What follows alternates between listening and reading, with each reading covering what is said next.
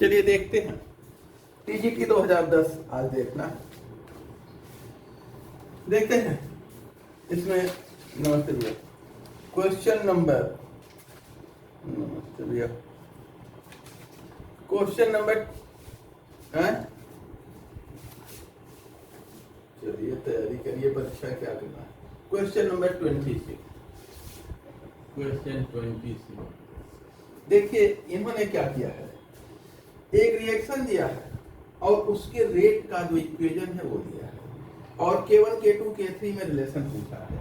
Reaction देखिए twice N2O5 और 4 NO2 plus ये दिया है। आगे इनका कहना है कि यदि जो है DN2O5 अपान DT, यानी रिएक्शन का रेट इसकी कंसंट्रेशन चेंज के रूप में दिया है। चेंज इन कंसंट्रेशन इसका विद टाइम ये रिएक्शन का रेट होगा। ये बराबर है K1 और N2O5 के। दूसरा दे रखा है D change in concentration of NO2 upon change in time. ये बराबर क्या दे रखा है K2 N2O5 के। और अगला दे रखा है change in concentration of O2 upon DT। ये दे रखा है K3 और N2O5। ठीक है, तो K1 K2 K3 में क्या संबंध है ये देखिए, ये आपको पूछा गया है। देखिए ये तो क्वेश्चन है, K1 K2 K3 में क्या रिलेशन है। तो किसी रिएक्शन की रेट हम कैसे व्यक्त करते हैं, यानी चेंज इन कंसंट्रेशन रिएक्टेंट का अपॉन चेंज इन टाइम। इसकी कंसंट्रेशन में समय के साथ जो परिवर्तन होगा वही रिएक्शन का रेट होगा। तो इसकी कंसंट्रेशन के रूप में ये, क्योंकि रिएक्टेंट है तो नेगेटिव साइन लेते हैं। यद्यपि इसमें प्रश्न में साइन यूज नहीं किया गया है, जो विकल्प दिए गए हैं उसमें प्लस माइनस साइन कहीं नहीं यूज किया गया है, अर्थात साइन को छोड़ के ही हमें देखना है। यह बराबर होगा, यहाँ गुणांक 2 है 1/2 और उसके बाद कंसंट्रेशन ऑफ N2O5। ठीक है, और यहाँ पर जो है ये कहीं पे कोई घात नहीं दी है, इसका मतलब ये रिएक्शन फर्स्ट ऑर्डर के, इसके सापेक्ष में यहाँ पर लिखने की जरूरत नहीं है। और यही बराबर हो जाएगा इसकी कंसंट्रेशन, ये चूंकि प्रोडक्ट है तो प्लस साइन के साथ 1/4 और इनटू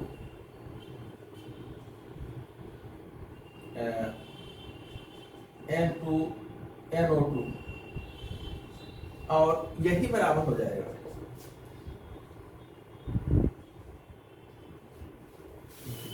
ये देखिए, हमें इसकी रिएक्शन का रेट जो है वो कितना होगा, इसकी कंसंट्रेशन के प्रोपोर्शनल होगा ना। तो रिएक्शन का रेट गड़बड़ लिख दिया, रेट ये यानी R या R इक्वल टू हो जाएगा, ये यहाँ पर जो है K और चेंज इन कंसंट्रेशन, इसकी कंसंट्रेशन में चेंज K1 यहाँ दे रखे हैं और ये बराबर हो जाएगा इसकी कंसंट्रेशन में चेंज। यहाँ पर देखिए सीधे हम कर देते हैं, इनकी जो कंसंट्रेशन चेंज के रूप में जब हम लेंगे ना, तो इसकी कंसंट्रेशन चेंज के रूप में लेंगे तो यहाँ 1/2 आ जाएगा। इसकी कंसंट्रेशन चेंज के रूप में लेंगे तो गुणांक 1/4 आ जाएगा। और इसकी कंसंट्रेशन चेंज के रूप में लेंगे ऑक्सीजन के तो गुणांक यहाँ 1/1 आएगा। ठीक है ना, और इन्हीं को हम इधर कर दें, इन्हीं को इधर कर दें तो हमारे पास क्या आ जाएगा, सीधे देख लेते हैं। तो ए हम लिख सकते हैं ना, अगर हम इसको उठा के इधर कर दिए तो यहाँ आ जाएगा 2, तो ये हो जाएगा K1 की जगह 2 आ जाएगा, K1 = 2 आ जाएगा। इसको इधर उठा कर दिए तो K2 की जगह 4 होगा और इसको इधर उठा के कर दिए तो K3 की जगह 1 होगा। यही चीज पूछा गया है। और यहाँ पर देखिए जो अच्छा K1 K2 K3 के रूप में विकल्प को पूछे हैं। अच्छा ठीक है, हाँ रिलेशन पूछा। चलिए तो ये हो जाएगा, हम कहें कि 2 K1 इक्वल टू हो जाएगा 4K2 के और इक्वल टू हो जाएगा K3 के, ठीक है ना, 1K3 या K3 ये पूछा है। 2K1 equal to 4K2 equal to K3 के।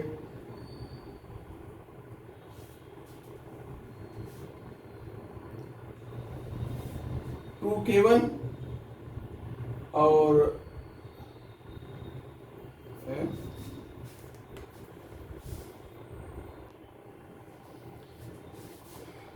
आगे देखते हैं, इसमें देख लीजिए जो भी विकल्पों मिलता है विकल्प बी सही है ना, विकल्प बी सही है।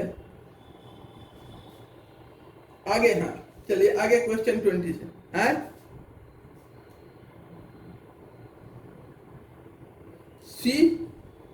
सी कैसे होगा, 4 से मल्टीप्लाई करेंगे तो K2 कैंसिल हो जाएगा ना,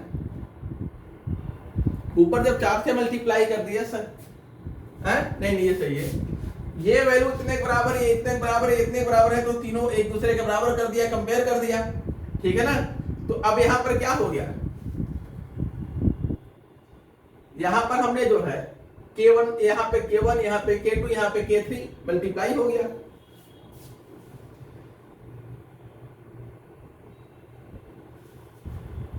हमने इतने की जगह इसको रिप्लेस किया है ना, इतने की जगह ये रखा है, इतने की जगह ये रखा है, और इतने की जगह ये रखा है, ये यथावत है, इसको थोड़ी हटाया गया है, ये यथावत है, यहाँ 1 हो जाएगा, ये अपनी जगह यथावत है, तो हमने इसकी जगह ये रखा है, इसकी जगह ये जो इन्होंने दे रखा है, और इसकी जगह ये रखा है।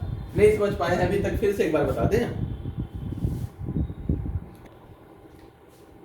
आगे देखते हैं क्वेश्चन नंबर 27। क्वेश्चन नंबर 27,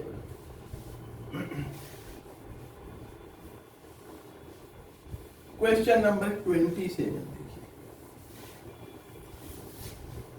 अरे यार सबको यूनिफॉर्मिटी करने के लिए, बराबर लाने के लिए, जो भिन्नात्मक है उसको पूर्णांकों में करने के लिए, और कहां की रहेगी, जो 1/2 1/2 1/4 है उसको खत्म कर दीजिए, ठीक है ना। जो बटे में है इसको खत्म करने के लिए, जैसे K1/4 है और ये K2/4 है, यहाँ K1/2 है, जिसको बराबर करने के लिए 4 से मल्टीप्लाई कर दिया जाए, ठीक है ना, सब में समानता हो जाए। और इसी रूप में आपके विकल्प भी दिए हैं। नेक्स्ट देखा जाए क्वेश्चन 27। सॉल्युबिलिटी प्रोडक्ट जो है ये 3 साल्ट है, Ma, Mb, Mc और Md, इनके सॉल्युबिलिटी प्रोडक्ट दिए हैं Ksp, ये साल्ट है, इनके Ksp देखा जाए, पहले वाले का है 1.8 इंटू 10⁻⁻10, दूसरे वाले का है 4 इंटू 10⁻⁻3, तीसरे वाले का है 4 इंटू 10⁻⁸, चौथे वाले का है 6 इंटू 10⁻⁵ है 5, ठीक है। आगे if 0.01 mole solution of MS is added dropwise to a mixture containing, ऐसे ये सभी यहाँ पर है, एक ही साथ है सॉल्यूशन में, और इसमें 0.01 मोल हमने क्या डाल दिया है, सॉल्यूशन ऑफ MS। तो सबसे पहले किसका प्रेसिपिटेशन होगा, या किस क्रम में ये प्रेसिपिटेट होंगे, ठीक है ना। तो जिसका सॉल्युबिलिटी प्रोडक्ट सबसे कम होगा वो सबसे पहले अवक्षेपित होगा। जिसका सॉल्युबिलिटी प्रोडक्ट सबसे कम है, थोड़ा सा आप साल्ट मिलाएंगे तो सॉल्युबिलिटी प्रोडक्ट आयनों की कंसंट्रेशन का प्रोडक्ट, जिसे हम आयनिक प्रोडक्ट कहते हैं, आयनिक प्रोडक्ट जो है इस सॉल्युबिलिटी प्रोडक्ट को एक्सीड करता रहेगा, और सबसे पहले इसके बाद इसका नंबर आएगा, इसके बाद इसका नंबर आएगा, और सबसे लास्ट में, ठीक है ना। प्रेसिपिटेशन देखें अगर हम, तो सबसे पहले कौन, Ma, उसके बाद कौन होगा, Mc, उसके बाद कौन होगा, Md, और सबसे लास्ट में कौन होगा, Md, क्योंकि इसका ये फर्स्ट और ये लास्ट, जिसका Ksp सबसे ज्यादा होगा वो सबसे लास्ट में अवक्षेपित हो जाएगा, जिसका Ksp कम होगा वो सबसे पहले। आगे देखते हैं नेक्स्ट क्वेश्चन नंबर 28। क्वेश्चन 28,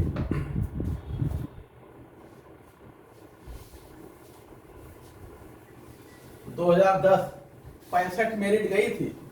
2010 में टीजीटी ओबीसी की मेरिट 65 गई थी। सुन रहे हैं आप लोग ना? 2010 में टीजीटी ओबीसी की मेरिट 65 गई थी। 65 सवाल पे बच्चे चयनित हो गए थे, 65 आई थी। अगला देखिए, हैं? अब वो तो प्रश्न के नेचर पर निर्भर करता है ना। 65 के भी नीचे जा सकती है, 65 के भी ऊपर जा सकती है। मेरिट तो प्रश्न पेपर के नेचर पर डिपेंड करता है। देखा जाए, on adding ferrous ion, ferrous ion हम मिला रहे हैं किसमें? FeCN6 3- में। तो ठीक है, ब्लू कलर हमें मिलता है। हमें क्या मिलता है? Blue colour. अब ये क्यों होता है देखा जाए। अब ये साल बनाएंगे, साल बनेगा इसका, तो ये हो जाएगा Fe3 और FeCN6 का 2, ये बनेगा। और बाहर देखिए क्या है? फेरस आयन है, और अंदर क्या है? फेरिक आयन है ना। यहाँ फेरस आयन है, ये फेरिक आयन है। तो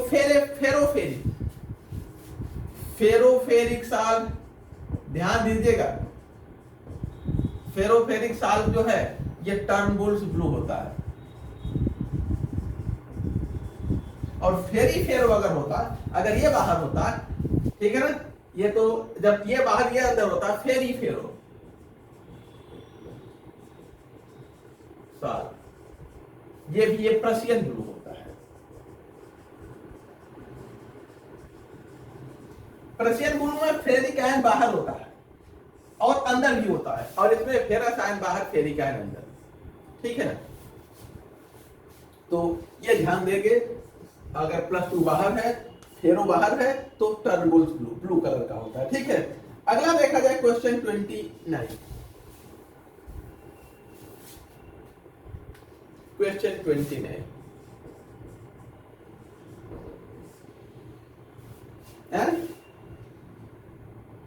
क्या हो गया है?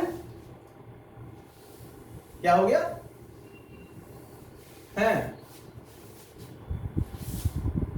पहले वाले का ठीक है, तो दूसरे वाले का भी ठीक है, ठीक ना, गड़बड़ नहीं।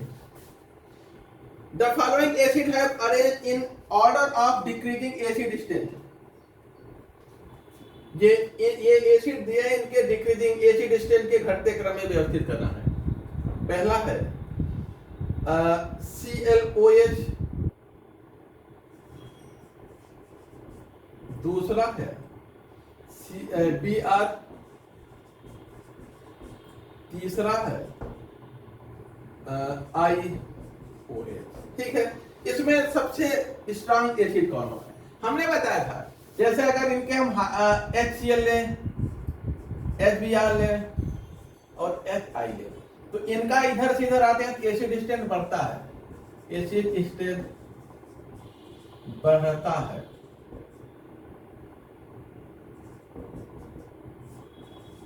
लेकिन अगर इनके ऑक्सी एसिड्स हो ना, इस तरह के हो, इनका देखें तो ऊपर से नीचे आने पे घटता है, एसिड स्ट्रेंथ घटता है। तो यहाँ सबसे स्ट्रांग H, यानी कि पहला सबसे स्ट्रांग एसिड होगा, फिर उसके बाद दूसरा होगा, और सबसे लास्ट में तीसरा होगा, ठीक है, ये नोट कर लीजिए। अब आगे देखते हैं क्वेश्चन नंबर 30। क्वेश्चन 30 देखते हैं। 30 इसमें फिर इस radio active isotope of hydrogen, hydrogen के 3 आइसोटोप है,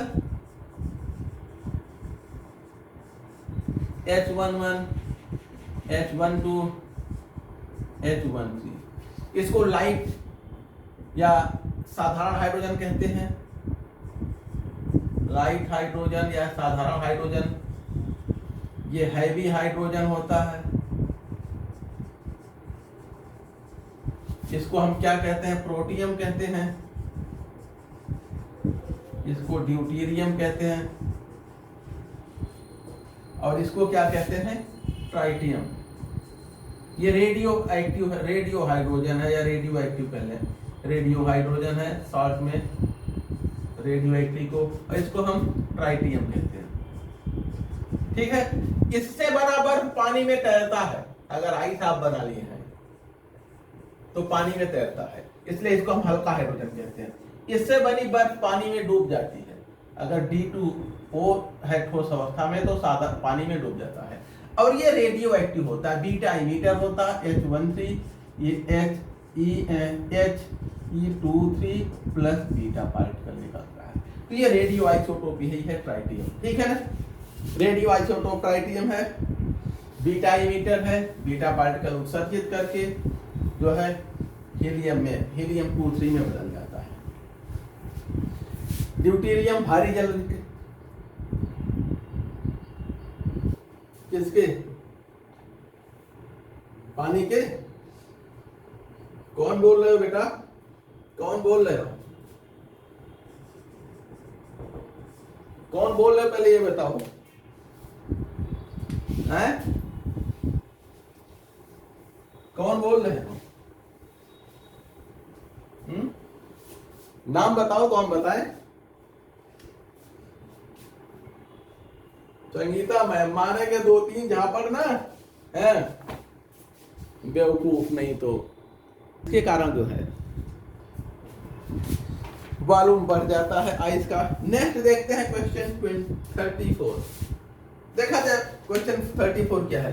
A1 gram of any metal give A2 gram of oxide. कोई मेटल है M और ये ऑक्साइड बनाता है MO। सपोज कर ले ये A1 ग्राम है और ये A2 ग्राम है, ठीक है।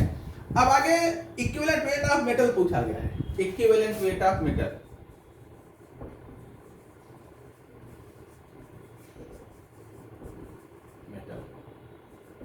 क्या बोला, ठीक है।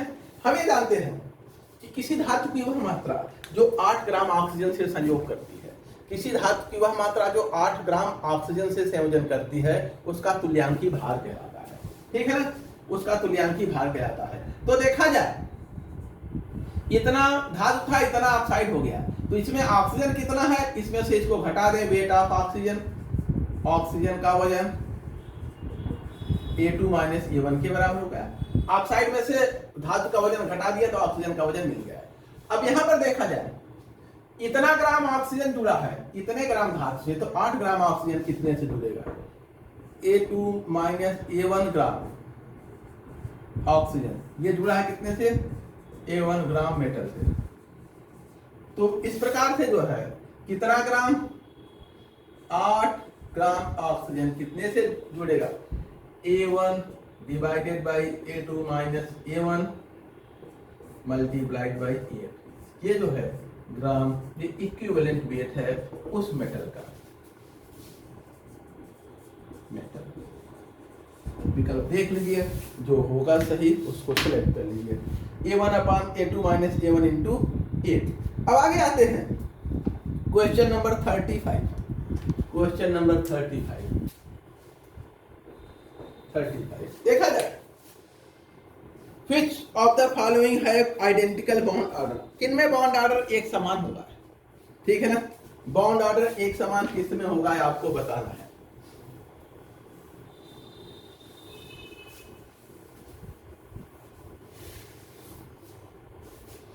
देखिए साइनाइड आयन, इसमें जो प्यूपोस में कितने इलेक्ट्रॉन है, कार्बन के 2 और नाइट्रोजन के 3, 2, 5, 1, 6, P में 6 इलेक्ट्रॉन है, P6। प्यूपोस में जिसमें एक समान संख्या होगी इलेक्ट्रॉनों का, उनके बॉन्ड ऑर्डर भी एक समान होंगे। O2 माइनस, इसमें 4, 4, 8, तो P में कितना हो गया, 1 और 9। प्यूपोस में 4 इलेक्ट्रॉन होता है, 4, 4, 8, 1, 9। और इसमें देखा जाए NO प्लस, इसमें जो है 3 और 3 6, उसके बाद जो है Cn प्लस, इसमें हो जाएगा 2 और 2 4, P बराबर 4। तो बॉन्ड ऑर्डर क्या हो जाएगा, बॉन्ड ऑर्डर 6 माइनस 0 अपान 2 बराबर 3 के। यहाँ पे बॉन्ड ऑर्डर क्या हो जाएगा, 6 माइनस 3 अपान 2 के यानी कि 1.5 के। यहाँ पे बॉन्ड ऑर्डर क्या हो जाएगा, 6 माइनस 0 अपान 2 यानी कि 3 के। यहाँ पे बॉन्ड ऑर्डर क्या हो जाएगा, 4 माइनस 0 अपान 2 यानी कि 2। तो इसके बॉन्ड ऑर्डर सेम है, ठीक है ना। पी सबशेल के इलेक्ट्रॉन इनके सेम है, इनके बॉन्ड ऑर्डर भी सेम है। Cn माइनस और NO प्लस। ठीक है, अब आते हैं नेक्स्ट जो है क्वेश्चन नंबर 36 देखा जाए। तभी तो 65 सवाल पे सिलेक्शन हो गया था। इस साल मेरिट 65 आई थी, 125 में 65। हम अपनी माता जी को परीक्षा में बैठाए होते तो 65 तो सही कर ले जाती, वो पढ़ी लिखी नहीं है।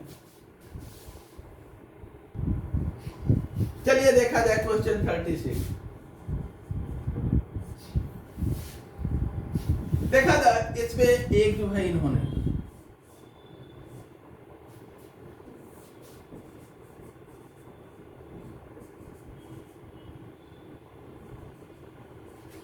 ये आइसोमेराइजेशन है और वाई बना, वाई क्या है?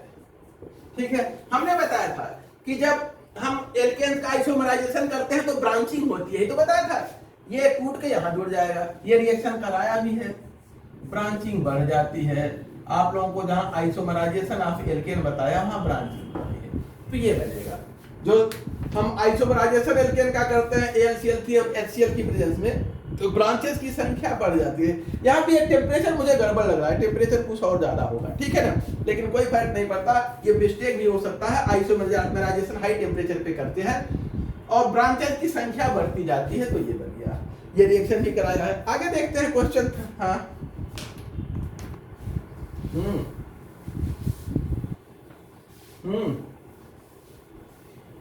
हाँ, बॉन्ड ऑर्डर में क्या दिक्कत हो गई?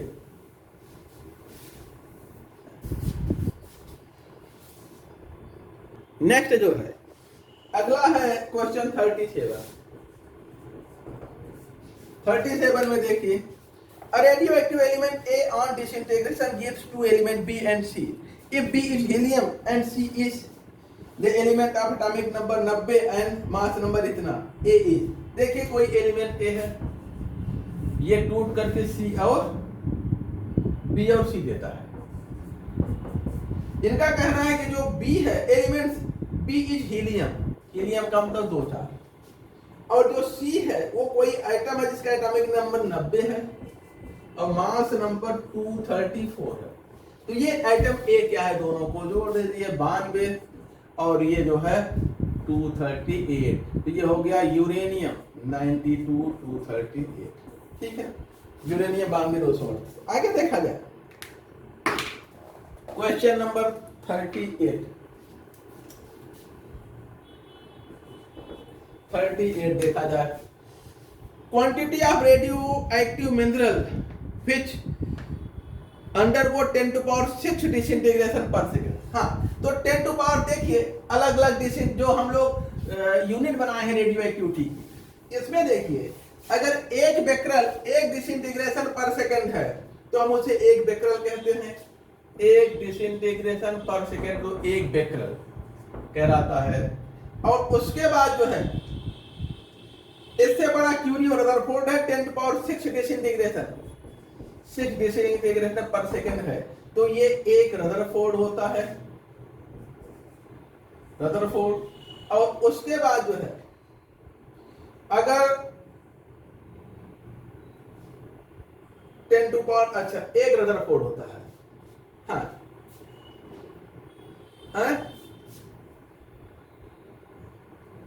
3.7, हाँ ठीक है, वो 1 बेकरल हो, 1 क्यूरी होता है ना। 3.62 into 10 to power 10 disintegration per second, ये एक जो है क्यूरी होता है। ठीक है ना, क्यूरी CI से नोट करते हैं, CI। तो ये है, और इसमें इन्होंने दे रखा है डिसइंटीग्रेशन कितना है 10 टू पावर 6, तो 1 रदरफोर्ड होगा। 10 टू पावर 6 तो 1 रदरफोर्ड। ठीक है, विकल्प शायद ये जो है बी है। ये एक इतना 3.62 into 10 power 10 disintegration per second है, तो 1 curie. 10 power 6 disintegration per second है तो 1 रदरफोर्ड। 1 डिसइंटीग्रेशन पर सेकंड है तो 1 बेकरल होता है। तो जो इन्होंने डिसइंटीग्रेशन की संख्या दिया है वो 1 रदरफोर्ड के बराबर है। अगला देखा जाए, नेक्स्ट जो है 38।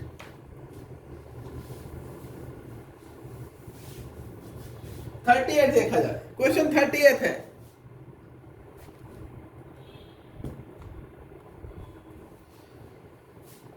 अच्छा 38 तो हो गया ना, 39 देखिए इन्होंने दे रखा है, अब freshly prepared radioactive source of half life period 2 hour, एक कोई फ्रेश रेडियो एक्टिव एलिमेंट है जिसका टी हाफ 2 घंटा है। Emit radiation of intensity 10 to power 64 times the permissible safe level, ये सेफ लेवल, इसकी जो रेडियो एक्टिविटी है वो जो है 64 टाइम्स है ऑफ सेफ लेवल। तो कितनी समय बाद इसको हैंडल करना, यानी कि 64 गुना रेडियो एक्टिविटी अगर घट जाए, ठीक है ना, तो जैसे मान लें कि कहीं से अगर 2 डिसइंटीग्रेशन पर सेकंड आ रहा है तो हमारी बॉडी में कोई नुकसान नहीं पहुंचा रहा है, लेकिन अगर उससे ज्यादा आ रहा है तो हमें नुकसान पहुंचाएगा। इसी प्रकार से कोई पदार्थ है और उसका हाफ लाइफ इतना है और जिस समय बनाया गया है उस समय जो सेफ लेवल की रेडियो एक्टिविटी है उससे 64 गुना ज्यादा तेजी से जो है वो विकिरण आ रहा है। तो कितने समय बाद हम उस फ्रेश सैंपल को हैंडल कर सकते हैं, जितने समय बाद उसकी रेडियो एक्टिविटी 64 गुना घट जाएगी ना। तो पहले 2 घंटे में मान ले रेडियो एक्टिविटी 1 है, यानी कि I0 है, पहले 2 घंटे में I0/2 हो जाएगा, फिर अगले 2 घंटे में I0/4 हो जाएगा, अगले 2 घंटे में I0/8 हो जाएगा, अगले 2 घंटे में I0/16, अगले में I0/32 और अगले में जो है अगले 2 घंटे में I0/64, यानी कि सेफ लेवल की जो इंटेंसिटी है उसका 64वां हिसाब हो गया। कितना 1 2 3 4 5 6 हाफ लाइफ, यानी 6 दूना 12 घंटा, ठीक है ना, 2 4 6 8 10 12 घंटे में वो जो सेफ लेवल वाली इंटेंसिटी है उसका 64वां हिस्सा बचेगा, हम उसके साथ अब वर्क कर सकते हैं, ठीक है ना। तो कितने समय बाद हम उसके साथ कार्य कर सकते हैं, 12 घंटे बाद। अगला देखते हैं, सीधे ऐसे लिख सकते हैं, बाकी फार्मूले से भी लगा सकते हैं। अगला क्वेश्चन नंबर 40, क्वेश्चन 40 और हमें सीधे गिनना ज्यादा बेहतर लगता है, टाइम नहीं लगता। Question 40, carbon bar 614 in upper atmosphere is generated by, अच्छा देखिए इसमें जो है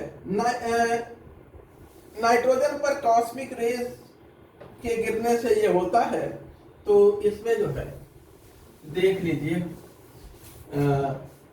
नाइट्रोजन से जहां बन रहा है, नाइट्रोजन तो सभी में लिए गए हैं, लेकिन ये न्यूट्रॉन से, इसको पता नहीं मैंने लिखा है कि नहीं, विकल्प बी इसमें सही है, इसको नोट कर लीजिए, शायद हमारी नोट्स में ये ना हो।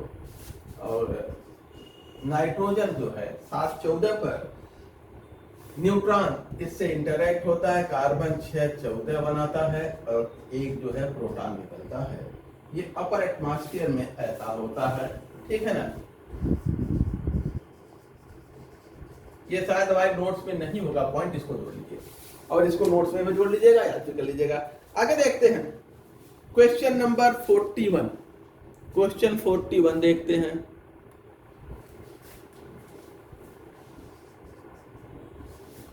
देखिए, CH4 H2O और CO2 का फॉर्मेशन दिया गया है और इनका कहना है कि ये किस नियम का पालन करता है। हाइड्रोजन, कार्बन और ऑक्सीजन, ठीक है ना, ये है। और ये मिलकर के H2O बनाता है, ये मिलकर के CO2 बनाता है और ये मिलकर के CH4 बनाता है। तो ये किस अनुपात, किस नियम का पालन कर रहे हैं, तो व्युत्क्रम अनुपात का नियम, लॉ ऑफ रेसिप्रोकल प्रोपोर्शन। व्युत्क्रम अनुपात का नियम क्या कहता है, जब कोई एक तत्व, किसी एक को ले, जब कोई एक तत्व दो अन्य तत्वों से, कोई एक तत्व इन 2 तत्वों से अलग अलग, या हम कहें ये दोनों तत्व इस तत्व से अलग अलग जिस अनुपात में संयोजन करते हैं उसी अनुपात में ये आपस में भी संयोजन करते हैं। कोई ले लीजिए, ये दोनों तत्व इसकी निश्चित मात्रा के साथ अलग अलग जिस अनुपात में संयोजन करते हैं उसी अनुपात में ये आपस में भी संयोजन करते हैं। चलिए देखिए, एक कार्बन से हाइड्रोजन कितना संयोजन किया है, एक कार्बन हाइड्रोजन कितना है 4, और यहां एक कार्बन से कार्बन 1 है और ऑक्सीजन कितना है, तो इसके एक से इसका चार्ज, इसके एक से इसका चार्ज 2। तो जब आपस में ये संयोजन करेंगे तो किस रेशियो में संयोजन करेंगे, 4 और 2 के, ठीक है ना। यानी कि ये हो जाएगा H4O2, या और सिंपल करेंगे तो H2O, ठीक है ना। तो वही है, यानी कि व्युत्क्रम अनुपात के नियम का पालन हो रहा है। कोई एक तत्व दो अन्य तत्वों से, या हम कहें कोई दो तत्व किसी एक तत्व की निश्चित मात्रा से जिस अनुपात में संयोजन करते हैं उसी अनुपात में वे आपस में भी संयोजन करते हैं। तो ये लॉ ऑफ रेसिप्रोकल प्रोपोर्शन, कोई दो तत्व किसी तीसरे तत्व की निश्चित मात्रा से जिस अनुपात में संयोजन करते हैं उसी अनुपात में वे आपस में भी संयोजन करते हैं, ठीक है। आगे देखा जाए क्वेश्चन 42 देखा जाए। इधर ये एक रिएक्शन दिया है,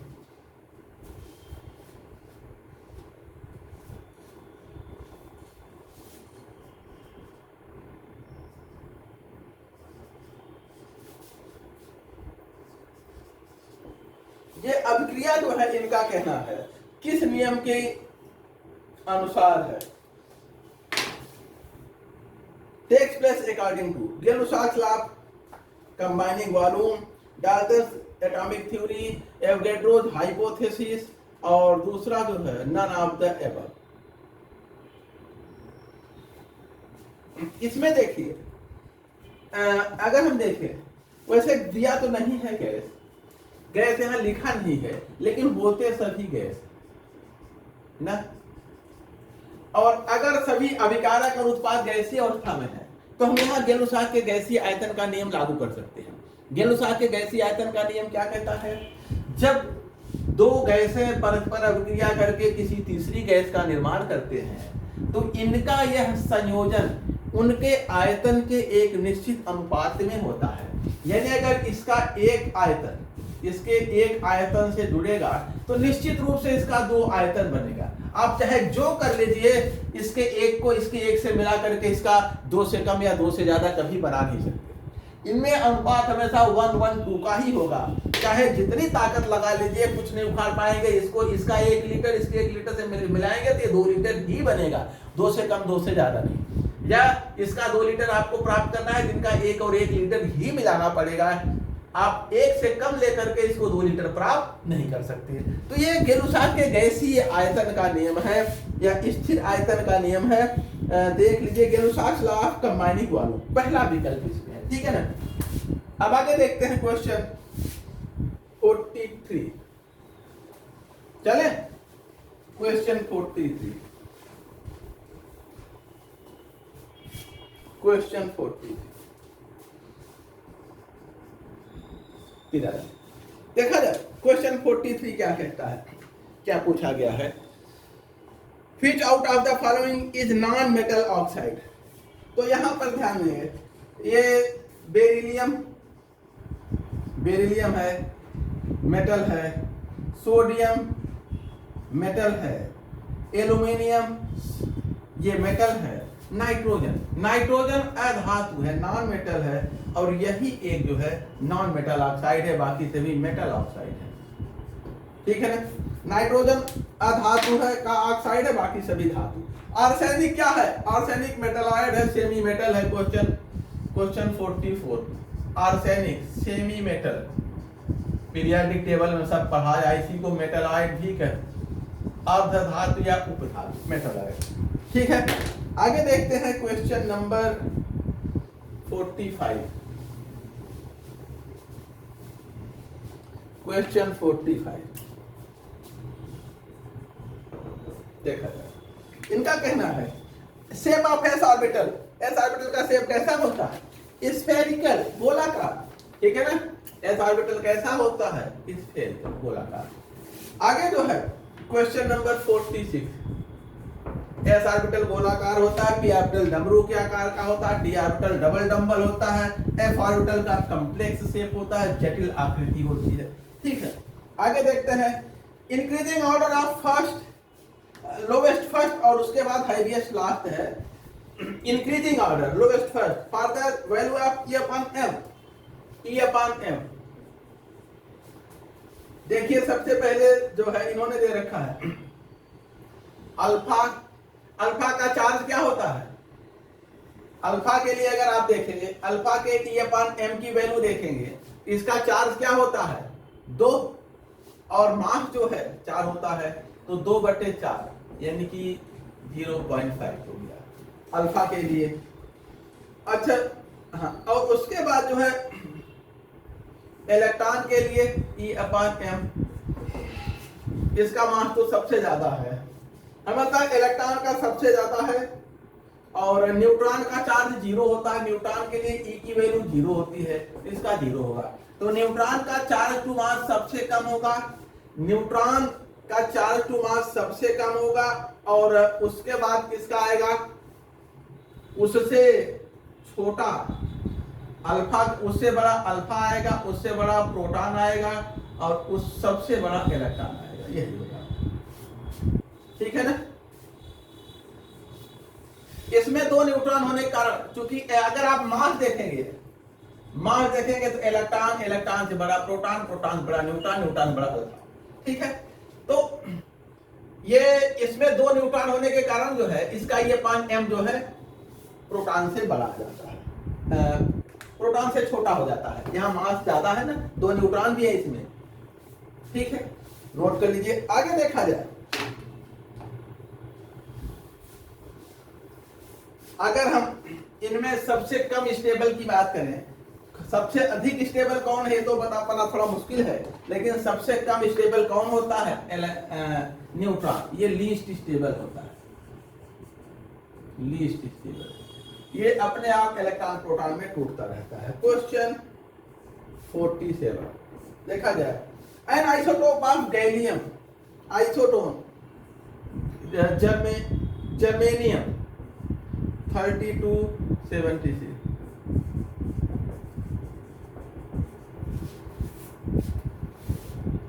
हाँ, न्यूट्रॉन का स्थायित्व तो सबसे कम होता है, ये अपने आप प्रोटॉन इलेक्ट्रॉन में टूटता रहता है, बाकी और कोई ऐसे नहीं टूटता। न्यूट्रॉन अपने आप प्रोटॉन और इलेक्ट्रॉन में टूटता है, यानी तभी तो ये सबसे कम स्टेबल है। प्रोटॉन नहीं टूटता, इलेक्ट्रॉन नहीं टूटता, न्यूट्रॉन ही टूटता है। ठीक ना? नाभिक के अंदर न्यूट्रॉन, इलेक्ट्रॉन, प्रोटॉन में टूटता रहता है, अर्थात न्यूट्रॉन का स्टेबिलिटी सबसे कम होता है। अब इसका आइसोटोन सम न्यूट्रॉनिक बताने की जरूरत नहीं, आप लोग स्वतः कर लेंगे। ठीक है ना? न्यूट्रॉन कैसे निकालते हैं? न्यूट्रॉन कैसे 76 माइनस 32, ये न्यूट्रॉन होगा। इसी तरह से सबके mass number minus atomic number कर लीजिए, इसकी किस 2 में एक समान है। और इसमें अगर हम देखें तो 2 इधर बढ़ा है। अगर आप सेलेनियम का देखिए, सेलेनियम का यहाँ 34 है और यहाँ 78 है, 2 इधर बढ़ा 2 इधर बढ़ा दिए हैं। यहाँ न्यूट्रॉन की संख्या 78 माइनस 34, यहाँ पे भी वही आएगा, 2 यहाँ आएगा। न्यूट्रॉन यहाँ कितना आएंगे? 4 और 4 44 आ गया, यहाँ पर 4 और 4 44। तो ये दोनों जो है सब न्यूट्रॉनिक है, आइसोटोन इनको कहेंगे। अब नेक्स्ट आता है क्वेश्चन नंबर 48 देखा जाए। 48 में क्या है? The tried of nuclei that is isotone. यहाँ पे 3 का समूह दिया गया है और पूछा गया है कौन से सम न्यूट्रॉनिक है। तो देखिए इसमें से इसको घटाते चलिए, देखिए तीनों में सेम मान कौन आता है। इसमें कार्बन 6 और 14 लीजिए, एक है नाइट्रोजन 7 और 15 है, और फ्लोरीन 8 9 और 17 है। इसमें इन दोनों का डिफरेंस क्या हो जाएगा? 14 में से 6 गए 8, यहां पर इनका डिफरेंस क्या हो जाएगा? 8, और इन दोनों का डिफरेंस 8। तो यही ये तीनों क्या है? सम न्यूट्रॉनिक है, इनके न्यूट्रॉन एक समान है। ठीक है, ये विकल्प डी है। अगला देखा जाए क्वेश्चन 49। क्वेश्चन 49 देखिए, The energy of an electron in the first Bohr orbit of hydrogen is minus 13.6 electron volt. The possible energy value of the excited state of the electron in the Bohr orbit of hydrogen is, देखा जाए question 48 या 49।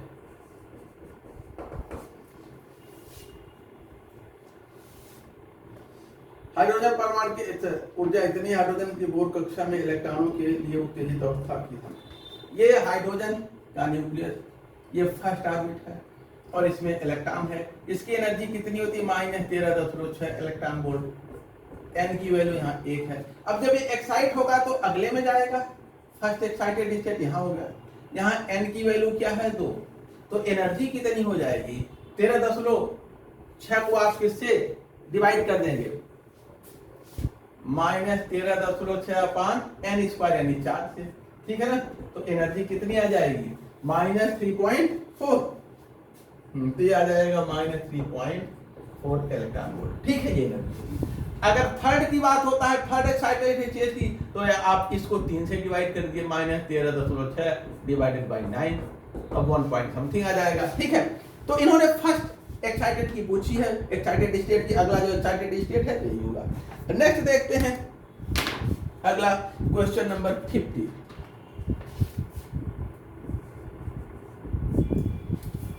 देखा जाए, an electron has a spin quantum number plus half and magnetic quantum number minus 1. It cannot be present. देखिए अगर जो है spin quantum number plus half है, ठीक है, एस की वैल्यू प्लस 1/2 और पी की वैल्यू क्या दे हैं? एल की वैल्यू, तो एल की वैल्यू 1 पी में हमें मिल सकता है, डी में मिल सकता है, एफ में मिल सकता है। एल की वैल्यू एस के लिए हमेशा 0 होती है, एस के लिए हमेशा 0 होती है। तो ये इलेक्ट्रॉन एस उपकोष में कभी नहीं हो सकता। ये पी में हो सकता है, डी में हो सकता है, एफ में हो सकता है, लेकिन एस में कभी भी नहीं हो सकता, क्योंकि एल की वैल्यू कभी भी 0 नहीं होती एस उपकोष के लिए, ठीक है ना। एस उपकोष के लिए एल की वैल्यू कभी भी 0 नहीं होती है। तो इलेक्ट्रॉन एस उपकोष या एस कक्षक में कभी नहीं हो सकता। पी में हो सकता है, डी में हो सकता है। यहां पर देखिए आगे जो है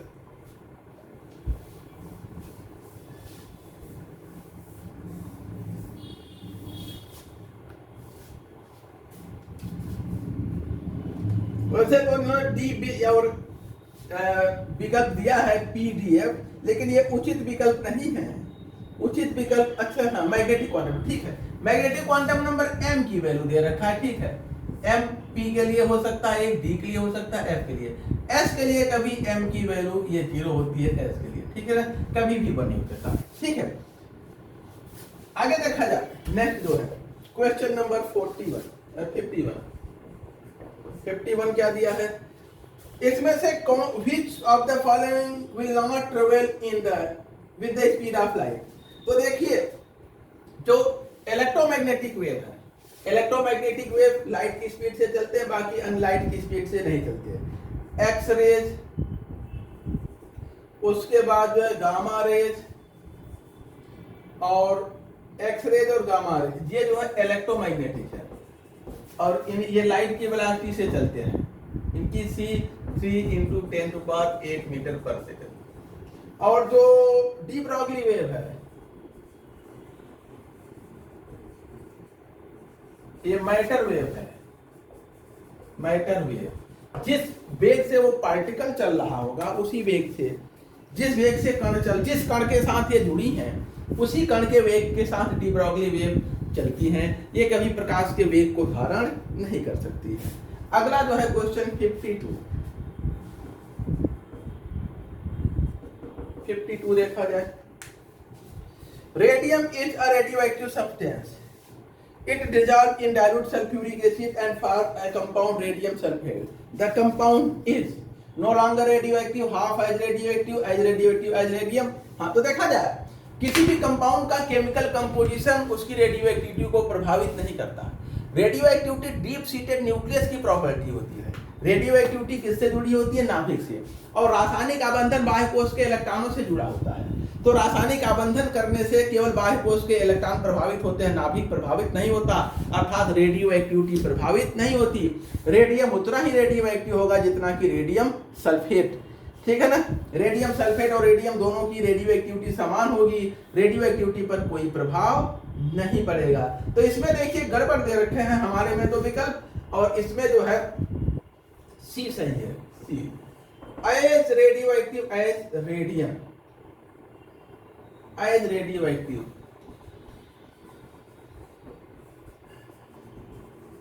एज रेडियम, ठीक ना। रेडियम सल्फेट उतना ही रेडियो एक्टिव होगा जितना कि रेडियम सल्फेट रासायनिक आबंधन से रेडियो एक्टिविटी प्रभावित नहीं होती।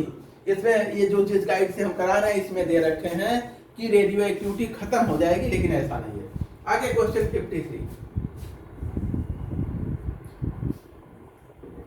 53 यूरेनियम का आइसोटोप है यूरेनियम 92-235, और इनका कहना है ये टूट करके लेड 82-207 देता है,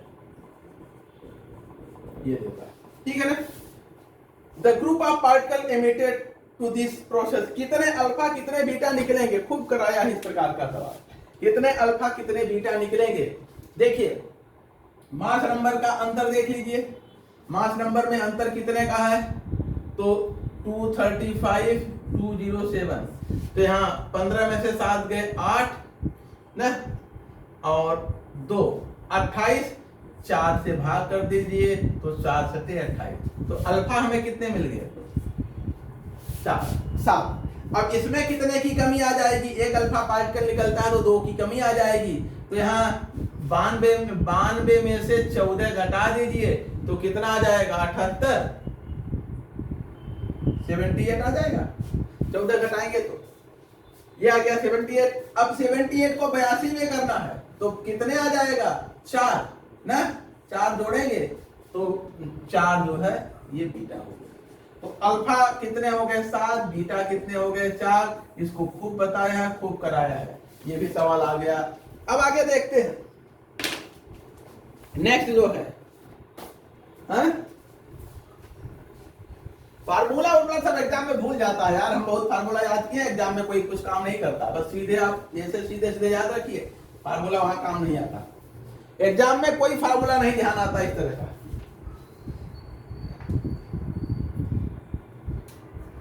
सीधे सीधे लगाइए, एग्जाम में कोई फार्मूला उनका ख्याल नहीं आता, इतना कम समय रहता है, इतनी जल्दी रहती है कि। आगे देखा जाए 4n+2 सीरीज इज नोन है, 4n+2 सीरीज को हम किस नाम से जानते हैं, देखिए विभिन्न जो श्रेणियां हैं,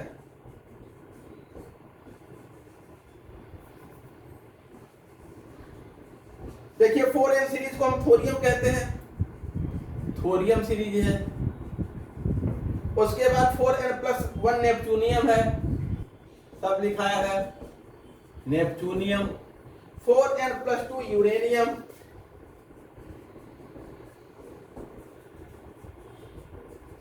और 4n+3 एक्टिनो यूरेनियम। इनके विषय में भी खूब बताया है, ठीक है ना। तो 4n+2 जो है यूरेनियम सीरीज है, इसको नोट कर लीजिए, इसको भी याद कर लीजिएगा सीरीज। आगे देखते हैं क्वेश्चन 55, क्वेश्चन 55 देखिए यूरेनियम जो है,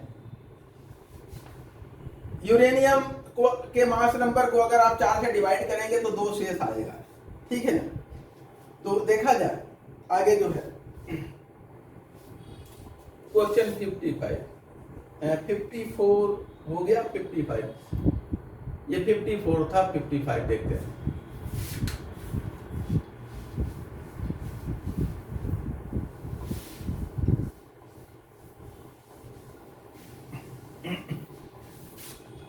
नेक्स्ट देखा जाए the activity of hair of Egyptian mummy, कोई इजिप्टियन ममी है उसके बाल की जो एक्टिविटी है, एक्टिविटी उसकी आई क्या दे रखा है, 70 डिसइंटीग्रेशन परमानेंट पैराग्राम of carbon, 7.0 disintegration per minute per gram of carbon. ये वर्तमान है। एज पूछा है इजिप्टियन ममी की, एज क्या होगा, और हाफ लाइफ दे रखा है। अच्छा, जो फ्रेश दिया है, फ्रेश जो हेयर है फ्रेश ह्यूमन बॉडी का, उसका radio activity 14 disintegration per minute पर सेकंड है। हाफ लाइफ C14 का दे रखा है, ये कितना दे रखा है, 5770 ईयर। तो आयु पूछा है। देखिए, जो कोई फ्रेश स्पेसिमेन है, एक दिन किसी ने पूछा था कि कार्बन डेटिंग हम कब यूज करते हैं, किस प्रकार का ये, तो ध्यान देंगे, एक हम कार्बन डेटिंग लेते हैं, दूसरा रॉक डेटिंग या यूरेनियम डेटिंग। कार्बन डेटिंग हम आर्कियोलॉजिकल स्पेसिमेन, पुरातात्विक जो अवशेष हैं, यानी जो कभी जीवित थे और अब मर चुके हैं। उस दिन मैंने डाटा था, नहीं बताया था, क्योंकि हम जो चीजें इतनी बताते हैं वो भी आप लोगों को एग्जाम के समय तक सब भूल जाती है, समझ नहीं आता। बड़ी बेसिक चीजें आप लोग पूछने लगते हैं तो क्रोध लगता है, ठीक ना। तो इसलिए मैंने डांट दिया था, नहीं बताया था। और आप जैसे जैसे एग्जाम आ रहा है आपकी सारी बेसिक चीजें गायब होती जा रही हैं। तो फिर से ध्यान दीजिए, जो मृत कभी जीवित थे अब मृत हैं, उनका हम एज का निर्धारण C14 कार्बन डेटिंग के आधार पर करते हैं, ठीक है ना। आर्कियोलॉजिकल स्पेसिमेंस का उम्र इसी तरह से निकाला जाता है। और पत्थरों, पहाड़ों, चट्टानों का यानी रॉक डेटिंग जो है यूरेनियम 238 के आधार पर किया जाता है। अब आइए यहाँ पर देखिए, जो फ्रेश स्पेसिमेन है उसमें कितना डिसइंटीग्रेशन है, 14 पर मिनट का, और जो मम्मी मिला है उसमें कितना डिसइंटीग्रेशन है, 7, यानी कि रेडियो एक्टिविटी आधी हो गई है। तो कितना समय लगेगा, जितनी अर्ध आयु है उस समय के बराबर लगेगा, 5770 ईयर। तो जो इजिप्टियन मम्मी है उसकी आयु कितनी हो गई, 5770 हो गई। आपको कुछ करना ही नहीं है। आगे देखा जाए, नेक्स्ट क्वेश्चन जो है,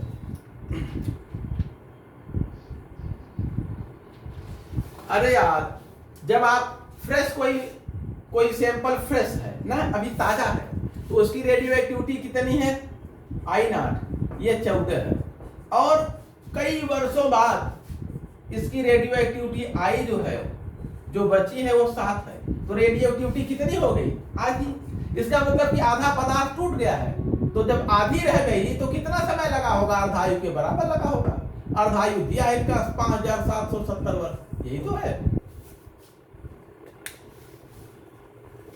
जितनी अर्ध आयु है उतने समय के बाद रेडियो एक्टिविटी आधी हो जाएगी, फिर उतना समय फिर बीतेगा तो फिर आधी हो जाएगी, फिर उतना समय बीतेगा तो फिर आधी हो जाएगी। तो 14 से 7 होने में जितनी अर्ध आयु है उतने समय को लगेगा, यानी उतने उम्र का है वो, ठीक ना। आगे देखा जाए,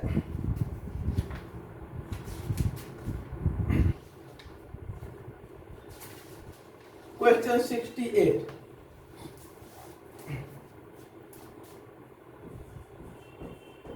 देखिए, the energy of hydrogen atom in nth orbit E, then the energy of nth orbit for single ionized helium atom। देखा जाए, एनर्जी E इक्वल टू किसके होता है, हम लोगों ने देखा है, ये होता है -13.6 इलेक्ट्रॉन वोल्ट अपान जो है हम कहें, देखिए E nth ऑर्बिट की ये होता है -2 pi square Z square m e की पावर 4 अपान n स्क्वायर h स्क्वायर, यही होता है। अब अगर हम हाइड्रोजन की बात करें तो अगर हम z और n की बात, n को छोड़ दें तो बाकी चीजें कांस्टेंट है। E n इक्वल टू होता है -2 पाई स्क्वायर m e की पावर 4 अपान h स्क्वायर, और इधर z square upon n square, ठीक है। इसको अगर हम इलेक्ट्रॉन वोल्ट में निकालेंगे तो इसकी वैल्यू -13.6 इलेक्ट्रॉन वोल्ट आता है। अब हीलियम के लिए, हाइड्रोजन के लिए इसकी वैल्यू क्या दे रखे हैं, En दे रखे हैं। हाइड्रोजन के केस में ये वैल्यू En दे रखे हैं। हीलियम के लिए यही वैल्यू पूछे हैं, हीलियम के लिए पूछे हैं, ठीक है ना।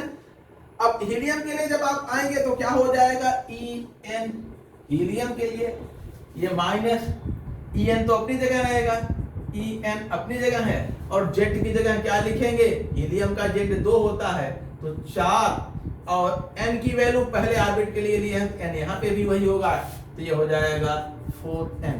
ठीक है ना। तो हीलियम के लिए 4n। तो हीलियम के फर्स्ट ऑर्बिट का एनर्जी जो आयोनाइजेशन एनर्जी है वो हाइड्रोजन के फर्स्ट ऑर्बिट के आयोनाइजेशन एनर्जी का 4 गुना होगा। ठीक है, यानी कि 13.6 को 4 से मल्टीप्लाई कर दीजिए। ठीक, यहाँ जेड बदल गया, फर्स्ट ऑर्बिट वही है तो ये बदलेगा नहीं।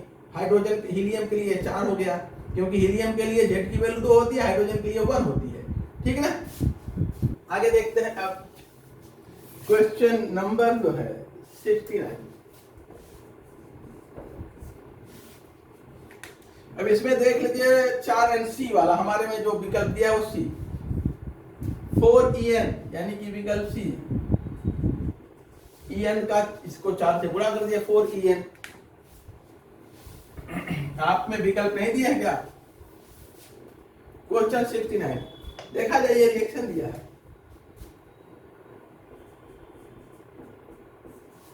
ये तो हमेशा रिपीट हो रहा है।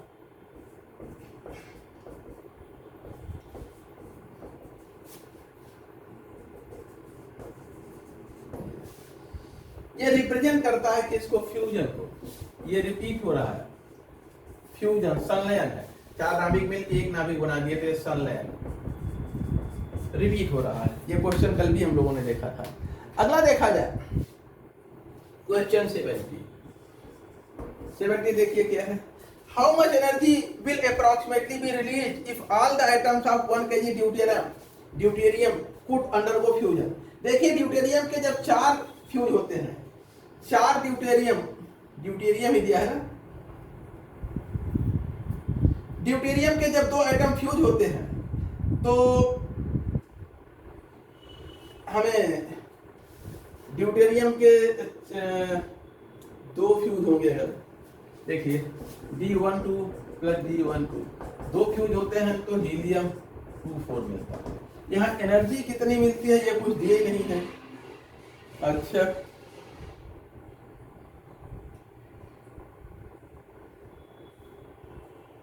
अब इन्होंने दिया नहीं है, लेकिन ऐसे हम लोगों को याद है कि जब 2 ड्यूटेरियम जुड़ते हैं तो 21.7 MeV एनर्जी निकलती है। ठीक है ना, ये 21.7 MeV हमने पढ़ाया है, आप नोट्स में देखिएगा। तो 21 ये एनर्जी निकलती है। ये फिक्स होता है, वैसे ये इनको देना चाहिए न्यूमेरिकल में, ये हमेशा सबको याद नहीं रहता। ठीक है, तो 2 और 2 यानी कि 4 ग्राम ड्यूटेरियम जब फ्यूज होता है तो 21.7 MeV निकलती है। कितना ग्राम ड्यूटेरियम दिए हैं? 1000 ग्राम, 1 किलोग्राम, यानी कि 1000 ग्राम ड्यूटेरियम जब फ्यूज होगा तो कितना निकलेगा? तो 21.7 अपॉन 4 इंटू 1000, इतना MeV। और 1 MeV जो है 1 इलेक्ट्रॉन वोल्ट 1.602 इंटू 10⁻19 जूल के बराबर होता है। ठीक है, अब मेगा इलेक्ट्रॉन वोल्ट 10⁻6 कर लीजिए। 1 MeV 1.602 इंटू 10⁻19 होता है ना, तो 6 जोड़ेंगे तो कितना हो जाएगा? -13 जूल की। कुछ गड़बड़ हो रहा है, 1 मिनट, जूल में दिया है। अच्छा,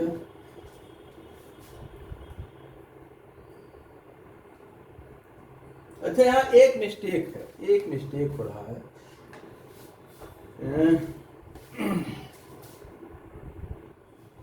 नेक्स्ट जो है, हाँ आप उसको सर न करिए, उसको आगे बढ़िए, बाद में देखिए।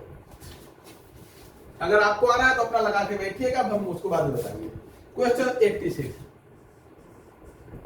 86 देखिए, DsP2 hybridisation, DsP2 hybridisation,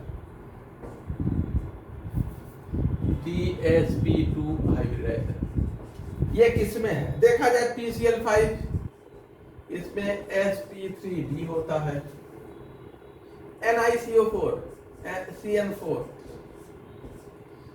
2 minus, और NiCO4, और उसके बाद न। तो देखा जाए यहां पर निकल +2 स्टेट में है ना, 2+ स्टेट में है, और इसके 3D में 8 होता है, 4s में 0 होगा, और इसका जो है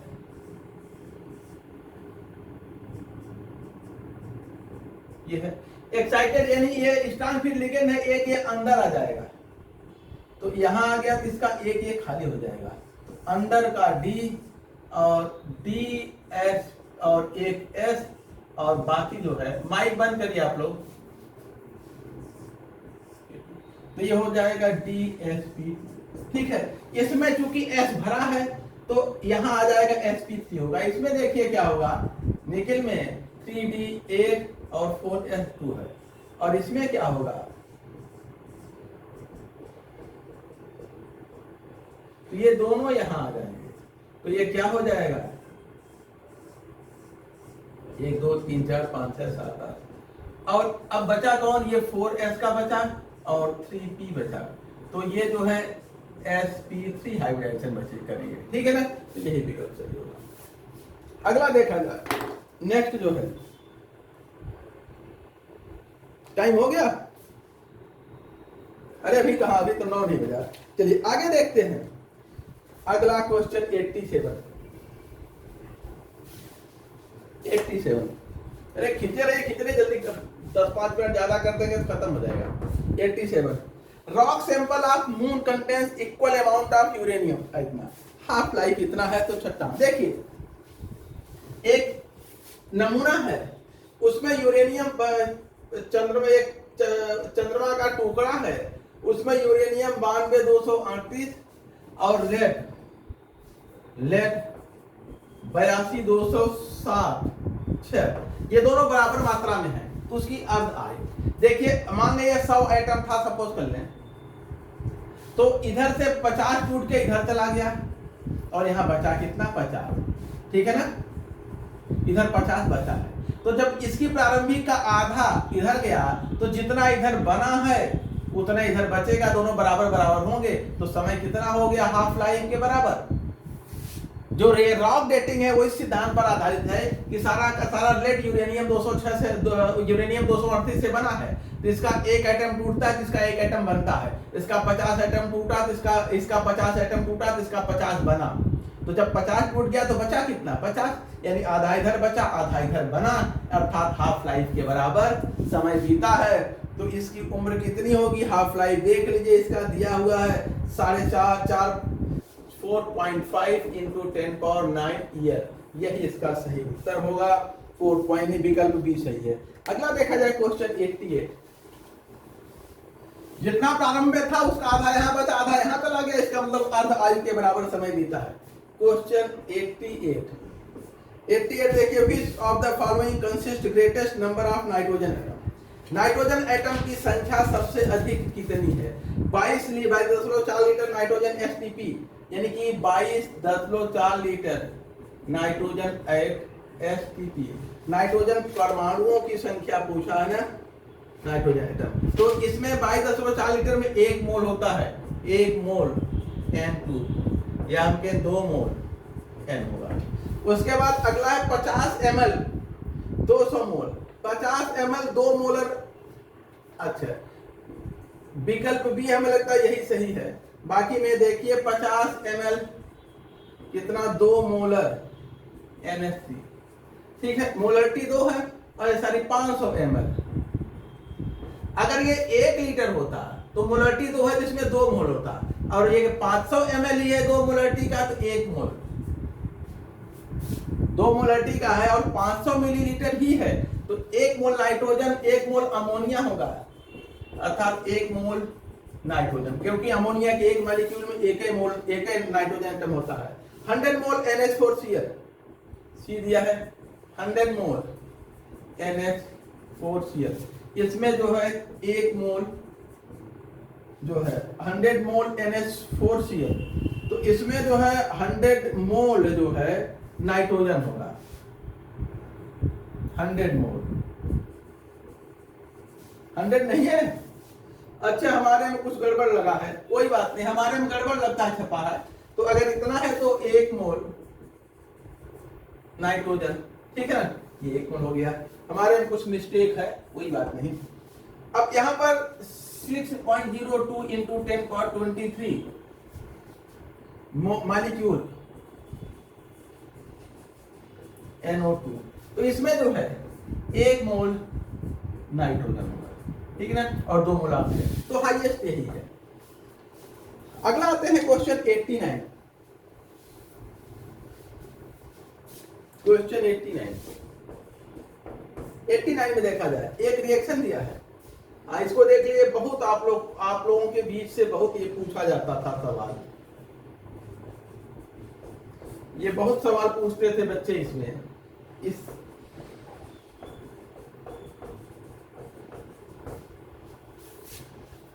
इस न्यूमेरिकल को बच्चे बहुत पूछते थे, और यहाँ कोचिंग में Kp दिया है 64, तो P क्या होगा, टोटल प्रेशर, ठीक है, मुझे याद है सवाल, टोटल प्रेशर क्या होगा। देखिए Kp कैसे निकालेंगे, इन दोनों के प्रेशर बराबर होंगे, इसका प्रेशर अगर P है तो इसका प्रेशर भी P, क्योंकि दोनों के मोलों की संख्या समान है।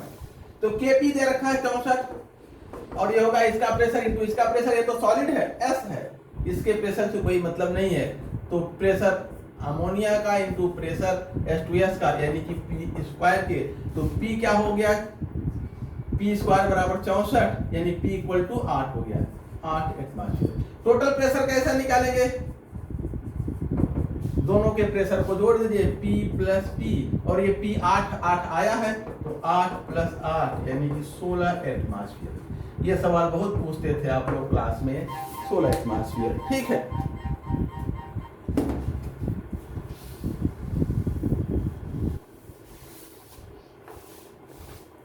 चले आगे देखते हैं, क्वेश्चन 93, 94, 5-6 है, ये तो बताएं या फिर कल के लिए छोड़ें। चलिए अच्छा है, अभी ज्यादा कल ही कराते हैं, 9 बज गए, ठीक है। अभी हमें लगता है 15-20 सवाल है, केमिस्ट्री से ही बहुत पूछे जाते हैं क्या, तो चलिए यहाँ पे रोकते हैं। अब यहाँ से